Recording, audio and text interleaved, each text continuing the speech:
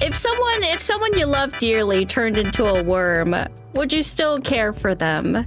Like a family or a friend, you know? I would care for the person that I lost because they turned into a worm, but... So you'd grieve for them, but you wouldn't take care of them? You wouldn't make it... I would probably keep the worm as a pet. As a pet? Yeah, like I would keep it. I would keep it alive, you know? Because I know that it's one of my family or loved ones, you know? And then, you know, you'd let them crawl all over your hand? If it's just a worm, yeah. Really? You're okay with worms? Yeah, worms are good for the earth. Wow. Wait, you're not scared of bugs? I'm scared of certain bugs. Oh, okay. I'm scared of all bugs. If it's a, you know, not a big worm, you know? What if it was a big worm? What if it was like, you know, Kafka level of... What's Kafka? Kafka has this short story called Metamorphosis, and it's where this guy one day turns into a gigantic cockroach, a human-sized cockroach. Really? Yeah. Are they still sentient? They're still sentient, but they can't talk. But they still have human emotions? Yeah, they can experience everything just fine. It's just that the other people can't understand. Yeah. I would probably still care for them, yes. Really? Like a giant worm, just like, you know, crawling its way around the house. I would just make sure that the worm is sanitary. Okay, how would you keep it clean? For example, if it's my mom, I'd be like, Mom, make sure, even if you worm around the house, make sure you stay clean. You shower, okay? Because she's sentient, right? She's sentient. It understands what I say, and is still able to do everything, just can't communicate with me, right? Okay, so and would you like eat with her at the dinner table? I mean, you know, be like, Mom, you can provide for yourself, right? We can, you can grab something from outside, yeah? Yeah. So you're not going to... I thought you were going to take care of your mom, but like, if it's like to each their own. Yeah, I thought she was going to be a tiny worm that can't even take care of herself, but no, from what you said, it means that, you know, she'd be a sentient being that would still be able to handle on their own. If they're giant and can do everything else themselves, they just can't. Wouldn't the FBI or CIA like decide to like come over and kidnap your mom for research purposes? Oh yeah, that's true. I don't want her to like have to, you know, deal with that. Yeah, I could provide food. Like, you know, I go to the insect pet shop and... What if she wants human food? Yeah, I can give her human food. Okay. What if it was a maggot instead? A gigantic maggot. I honestly don't really know what a maggot looks like, I think. It's best you don't know. It's a baby fly? I think I'd be fine. Yeah? Okay. So, like, would you still eat with her at the dinner table? I mean, we never really eat together anyways. We always eat separately. But what if she suddenly wants to eat together? Because she's lonely. Because she's lonely? Yeah, because she's a worm now. I mean, I think it's just about getting used to things, right? You have such a beautiful heart. It's honestly very touching. If it's mom, then yeah. If it's auntie, I think it'd be a little bit different, you know? Oh, what if it was your auntie? My auntie? Yes. She never really lived with me to begin with, so... So, you would not provide for her? She must have someone closer to her to do that, right? I can transfer her to, like, you know, a different area, like where Uncle is. Yeah, I'd take her to Uncle. Yeah, but what if he lives in a completely different country, and so you have to transport her through different means, and then the people would ask, oh, what's in this, you know, what's in this crate? And then you would say it's a living creature, and then they open it up, and it's a gigantic worm, and then they would pull out... And they would put out, what, a gun? Yeah, you know, something like that. Would you not be traumatized? Would you just be like, oh my god, my auntie just got killed, or, oh, well. I wouldn't be like, well, but you know, there is a limit to how much I can do. My auntie wasn't that, you know, wasn't that close to me in my lifetime, you know? Wait, I would like to ask you the same. Like, would you take care of a loved one if they were a giant maggot worm thingy? Oh, you know, like, that's a really good question. literally the same question you asked me, so yeah. Oh, wait! Before I answer, you know, if it was a maggot, right? It turns into a fly. Would you be okay with keeping Auntie Fly in the house? I think Auntie Fly can fly off and then get shot at? No. She can hide. She can hide somewhere, you know? I could get her like a little cottage that she can fly around in. And she can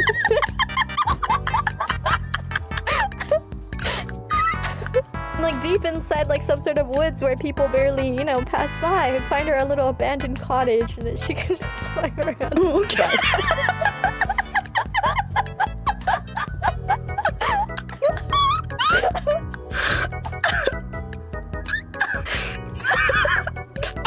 But what if someone decides to, you know, have a little stroll in the woods and then they hear gigantic fly sounds and then they go and check it out and they see Auntie Fly just flying around and so they get scared and pull out a gun?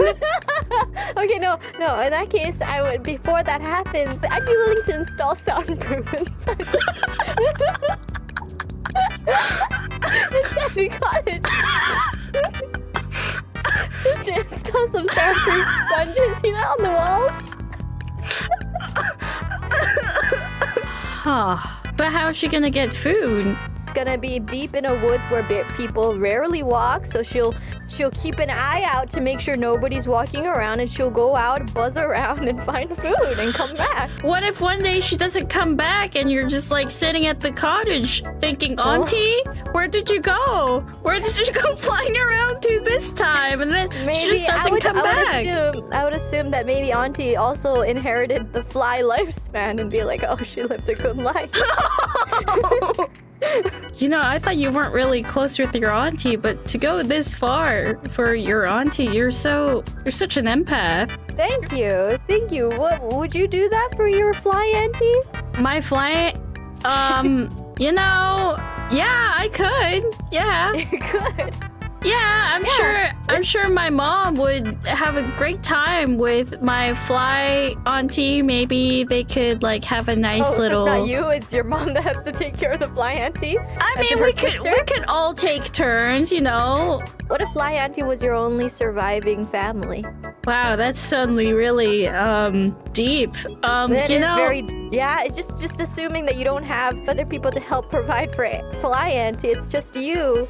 You're the only one that fly auntie can depend on. What would you do?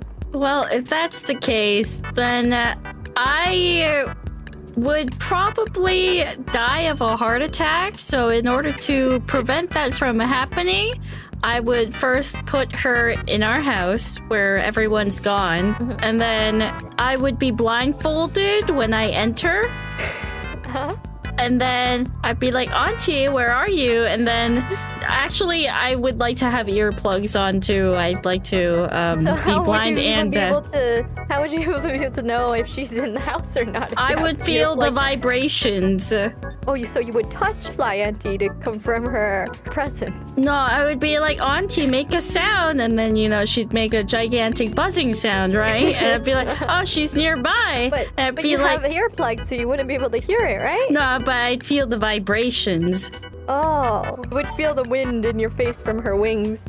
Yeah, that too. And then, you know, it would be very disgusted and horrified. But then, and also the earplugs don't really cancel everything out. So I'd be able to hear some sounds. And so I'd be like, hey, Auntie, I brought you some food. Here you go. Here's some water. Don't touch me. And I'm going to be like, okay, I'm going to step out now. If you don't want me to leave, make a buzzing sound. If you don't, then don't make a sound. I would be like, Auntie, if you want me to stay, say buzz once to say yes. Say buzz twice to say no. Oh, so if she buzzes once, then what do you do? I'd be like, okay, I'm only going to stay for an hour because I have to go work now. What if she suddenly starts buzzing like crazy? Like, what if she's like going through like a very depressing phase where she just really wants to just end herself, you know? Oh, that's... Like, basically, what if she starts buzzing and being like, no, if you leave me, I don't know what I would do with myself. You need to stay with me. That's what she would mean when she buzzes like crazy, you know? Well, you know, I wouldn't understand that, and so I would start screaming because if I feel her and I feel the little hair that's on a fly, I think I would crash out immediately. So you would crash out and you would let her just be alone even though she's threatening to not exist anymore? You know, she's probably going through menopause or something. Wait, flies can go through menopause? But you know, like a human turned into a fly. Maybe she's going through menopause. Maybe like give it a day or two and she's gonna chill out. So that means this fly is, until she goes through menopause, she's gonna have the blood moon rise and... I mean, no, not like that. No, like she's already going through menopause. So I'd be like, oh, you know, like she's having mood swings as usual because, you know, she's getting older and she's a fly. So, you know, I have to understand, but also no means no. And then I'd have to, you know, leave. So you wouldn't work in the room next door to her, and if she ever like buzz knocks, you know, you won't come rushing to help her. You won't come rushing to help her or anything, you know? No, because how would I explain it to other people? Like, you know, let's say, konnichiwa, and then people hear like gigantic buzzing sounds in the background, and then they would be thinking, is there a construction? Or like, what's going on? You could have, like, what if you had like a button to like, you know, for her to press if she really needed help so she doesn't have to make that sound on stream, right? But you know, she's going through menopause, so she's probably going to be pressing that button once every 5 seconds. What if she's going through an actual, like, you know, life-threatening situation and not menopause? You wouldn't know unless you went to check, right? Well, you know, I would tell her to knock if it was really urgent, and then I would tell her want her to buzz knock, right? I would show her my schedule and be like, hey, auntie, this is the time that I'm going to be streaming and working, so please don't bother me within these hours. Only bother me when it's really urgent, like you need to go to the hospital. But you can't take her to the hospital, right? Otherwise she would get experimented and killed, right? That's true. But I would tell her. You can depend on. I would tell her just so that she doesn't feel so helpless is the thing. No, so that's why you would have to be you would have to be near her so that her body or her health won't escalate to the point where she has to go to the hospital, because otherwise you're not a doctor. You can't heal her yourself, exactly, right? I'm not a doctor, right? so if she's sick, you have to be near her to make sure that she's healthy pretty much all the time. If even a slight disruptance happens, you have to take care of her. Otherwise, it would come to the worst case scenario where she would only survive if she went to a hospital, and that would be impossible, right? Well, you know, also, like, I never majored biology, so I don't know how to fix a fly. And so I try to give her some, I don't know, Tylenol, maybe liquid Tylenol, like maybe give it to her, some painkillers. And then if that doesn't work, I mean, like you said, you know, maybe she's going through the average lifespan of a fly. And, you know, I've tried. Backed up into the lifespan of a fly. You know, I've tried all that I could. All that you could, which is Tylenol. And if Tylenol doesn't work, then well. I tried, you know, hey, auntie, do you want anything? You know, and she would say yes, and I'd be like, okay, what do you want? And then I would give her like bunch of crosswords, you know, how they have like little blocks. Maybe she can communicate like that, come to think of it. What if she, you know, takes those blocks and literally lines out the words, I'm lonely? Okay, well, maybe I would give her a Tinder app, you know, just for entertainment purposes, and I'd be like, wait, well, you're gonna make her go on a dating app? What? Yeah, you know, like if she's lonely. She can't show her face. She can't show her face on a dating app. She could probably go catfishing with her old pictures.